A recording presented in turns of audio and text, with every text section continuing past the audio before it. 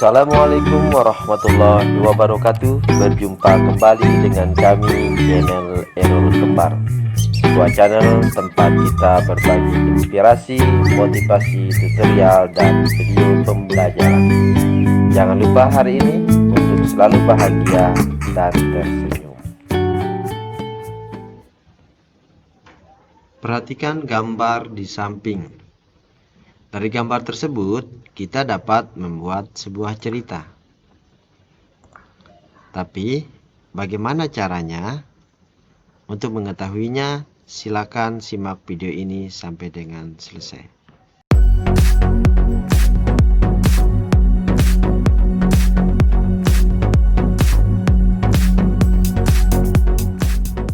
Hai adik-adik Senusantara, berjumpa kembali dengan saya Pak Hairul.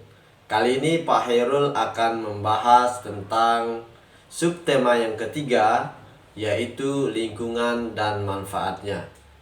Pada subtema yang ketiga ini kita memasuki di pembelajaran yang pertama, di mana pada pembelajaran yang pertama ini kita akan mengupas tuntas tentang bagaimana menentukan ide pokok suatu paragraf, dan kita juga akan mengembangkan ide pokok tersebut menjadi sebuah paragraf yang utuh dan padu. Bagaimana melakukannya? Simak video ini sampai dengan selesai.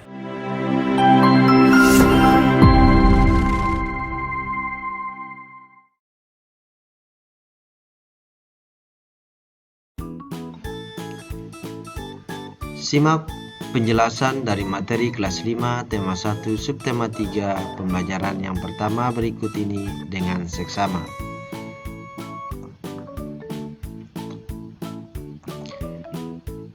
Perhatikan gambar di samping. Dari gambar tersebut, kita dapat membuat sebuah cerita. Tapi, bagaimana caranya kita dapat membuat cerita dari gambar tersebut? Untuk mengetahuinya, simak video ini sampai dengan selesai. Yang harus kita lakukan, pertama, kita harus menentukan gagasan pokok terlebih dahulu. Sebagai contoh, gagasan pokok yang dapat kita buat, yang pertama adalah Cici mendapat pengetahuan tentang pembuatan gerabah. Yang kedua, bahan baku pembuatan gerabah. Sedangkan untuk paragraf yang ketiga, proses pembuatan gerabah. Dan paragraf yang keempat, hasil jadi gerabah. Setelah itu, kita mengembangkan gagasan pokok menjadi sebuah paragraf. Misalnya, seperti contoh berikut. Di sekolah, Cici mendapat pengetahuan tentang pembuatan gerabah. Seni membuat gerabah sudah terkenal sejak zaman dahulu. Hasil kerajinan gerabah pada zaman dahulu sangat sederhana karena hanya dibuat menggunakan tangan. Namun seiring perkembangan zaman, seni gerabah dibuat menggunakan alat. Hasil kerajinannya pun lebih bervariasi. Untuk paragraf yang kedua, bahan baku pembuatan gerabah adalah tanah liat atau tanah lempung. Tanah ini memiliki tekstur yang padat dan lengket. Selain itu, tanah liat memiliki sifat sulit menyerap air. Tanah liat yang akan digunakan untuk membuat gerabah harus dibakar pada suhu di atas 10.000 derajat Celcius agar dapat mengeras dengan baik.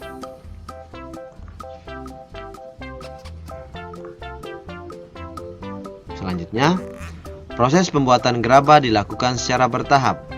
Tahap pertama yaitu mengumpulkan tanah liat lalu menjemurnya. Setelah itu kita buat adonan dari campuran tanah liat dan air. Adonan tersebut dibentuk kasar. Lalu bentuk kasar tersebut digabungkan dengan bagian yang lain untuk diperhalus. Selain bentuknya sempurna, kemudian dijemur atau dibakar setelah kering. Terakhir dibersihkan atau disempurnakan dengan cat.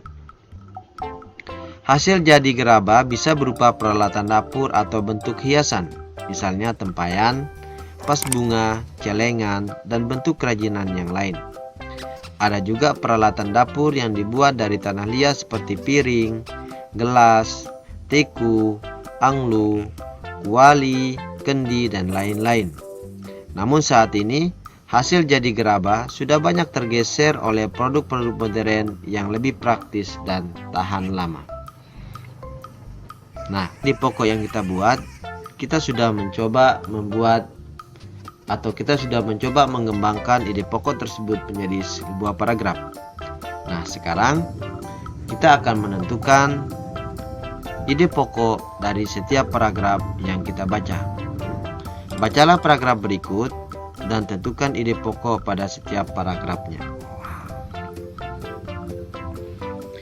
Gerabah dari Pulau Madura. Salah satu warisan karya budaya yang sangat tua, luas persebarannya, dan mampu bertahan hingga sekarang adalah gerabah, yakni barang pecah belah dari tanah bakar yang dibuat secara tradisional. Gerabah juga dikenal dengan sebutan tembikar. Gerabah konon sudah dibuat manusia sejak mereka hidup menetap dan mulai bercocok tanam beberapa ribu tahun sebelum Masehi, dan kini masih kita dapatkan di seluruh pelosok Nusantara, tidak terkecuali di Pulau Madura. Nah, dari paragraf tersebut, pertama kita harus menentukan kalimat utama dari paragraf tersebut. Kalimat utamanya adalah salah satu warisan karya budaya yang sangat tua, luas persebarannya, dan mampu bertahan hingga sekarang adalah gerabah, yakni barang pecah belah dari bahan bakar yang dibuat secara tradisional. Dari kalimat utama tersebut, kita dapat menentukan ide pokok. Misalnya, gerabah adalah barang pecah belah dari tanah bakar yang dibuat secara tradisional. Selanjutnya, paragraf yang kedua. Pada situs-situs kebudayaan dan purbakala, banyak dijumpai gerabah atau tembikar yang difungsikan sebagai peralatan atau perkakas rumah tangga untuk keperluan peribadahan serta penguburan mayat. Gerabah yang paling sederhana dibuat dan dibentuk hanya menggunakan tangan dengan ciri adonan yang kasar, dan bagian-bagian gerabah tersebut masih dipenuhi jejak-jejak jari-jari. Selain itu, bentuknya kadang tidak simetris. Nah, sekarang kita akan menentukan ide pokok dari paragraf tersebut. Ide pokoknya adalah pada situs-situs kebudayaan dan purbakala banyak dijumpai gerabah atau tembikar yang difungsikan sebagai peralatan atau perkakas rumah tangga untuk keperluan peribadahan atau penguburan mayat. Selanjutnya paragraf yang ketiga. Tidak terkecuali di Pulau Madura, gerabah dibuat untuk difungsikan sebagai peralatan sehari-hari masyarakat setempat yang dilakukan secara tradisional seperti apa yang dilakukan oleh pendahulunya. Kesamaan pembuatan gerabah di Madura sekarang ini dengan para pendahulunya adalah proses pembuatan dan bentuknya yang masih tradisional, sama seperti gerabah-gerabah yang dihasilkan pada zaman dahulu. Jadi pokoknya adalah tidak terkecuali di Pulau Madura, gerabah dibuat untuk difungsikan sebagai peralatan sehari-hari masyarakat setempat yang dilakukan secara tradisional seperti apa yang dilakukan oleh para pendahulunya. Nah, sekarang kita sudah belajar bagaimana menentukan ide pokok dari sebuah paragraf. Perhatikan baik-baik bacaan gerabah di Pulau Madura. Lalu, coba kalian tentukan ide pokok dari setiap paragraf tersebut. Sebagai contoh, kami akan memberikan beberapa ide pokok dari bacaan tersebut. Yang pertama, paragraf pertama, ide pokoknya adalah salah satu di antara warisan karya budaya yang sangat luas persebarannya dan mampu bertahan hingga sekarang adalah gerabah, yakni barang pecah belah. Terus paragraf yang kedua, ide pokoknya adalah pada situs-situs kebudayaan dan purbakala banyak dijumpai gerabah atau tembikar yang difungsikan sebagai peralatan atau perkakas rumah tangga dan untuk keperluan peribadahan serta penguburan mayat.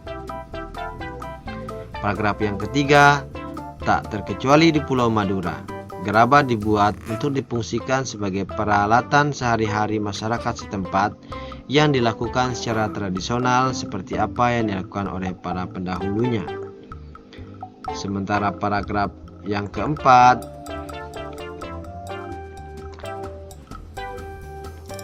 gerabah-gerabah yang dihasilkan oleh para pengrajin di Madura adalah gerabah yang dibuat dari tanah liat yang berwarna kuning dengan pasir halus. Paragraf yang kelima, beberapa daerah di Madura menjadi penghasil gerabah seperti di Mandala, Aduliang, Duko, Rubaru, Yangkatan Keyangean, Baragun, Padamawa, Delpayang Pakaporan, Belega Bayangkalan, dan lain-lain.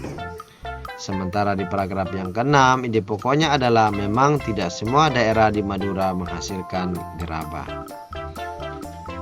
Ide pokok paragraf yang ketujuh adalah di antara daerah-daerah penghasil gerabah tersebut ada semacam perjanjian kerja untuk membuat bariang-bariang yang sudah ditentukan secara turun-temurun atau spesialisasi. Sementara paragraf yang ke-8, peralatan pengrajin gerabah Madura adalah alat-alat tradisional yang tak jauh bedanya dengan yang sudah digunakan pada zaman prasejarah. Dan paragraf yang ke-9, adapun proses pembuatan gerabah dilakukan dengan tahapan-tahapan yang harus dilakukan secara berurutan.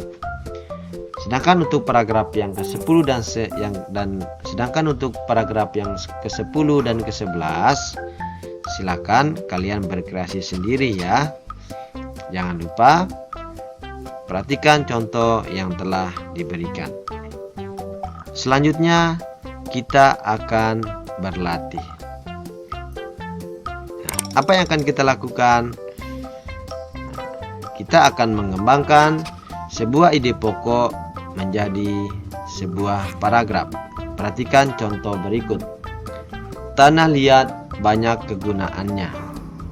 Dapat kita buat menjadi sebuah paragraf. Salah satu jenis tanah yang banyak memiliki manfaat adalah tanah liat. Selain sebagai media tanam bagi berbagai jenis tanaman, tanah liat juga dapat dijadikan sebagai bahan dasar pembuatan gerabah. Ide pokok yang kedua, proses pembuatan gerabah dari tanah liat dapat kita kembangkan menjadi agar dapat menghasilkan gerabah, tanah liat haruslah melalui beberapa proses produksi terlebih dahulu. Tanah liat dibuat adonan dengan mencampur air, kemudian diaduk dan dibolak-balik agar lebih pekat dan lengket. Tujuannya adalah untuk mengeluarkan udara dalam tanah agar mudah dibentuk dan hasilnya tidak mudah retak. Setelah adonan tanah liat jadi, baru kemudian masuk pada tahap pembentukan dengan menggunakan berbagai macam teknik dan alat. Hingga pada akhirnya, tanah liat yang sudah terbentuk tersebut dibakar dalam waktu dan suhu tertentu. Sementara untuk ide pokok yang ketiga, coba kalian berkreasi sendiri sesuai dengan pengalaman kalian. Jadi, demikian dapat kami sampaikan, mudah-mudahan bermanfaat dan jangan lupa di like, subscribe, dan komen channel Error Kembar agar channel ini dapat berkembang dan bermanfaat. Assalamualaikum warahmatullahi wabarakatuh.